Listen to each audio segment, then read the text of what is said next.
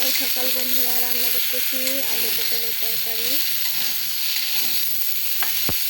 কার কার বাড়িতে আলু পটলের তরকারি খাওয়া হয়? আমাদের বাড়িতে তো এখন বর্ষার দিন, প্রায় মাঝে মাঝেই হবে।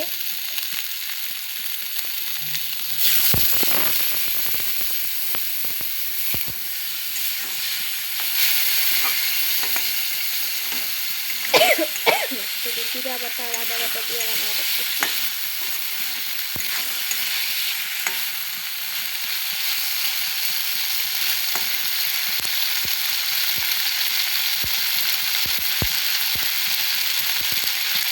আজকে 2-3 দিন পরে দেখো রৌদ্র অল্প অল্প উঠতেছে।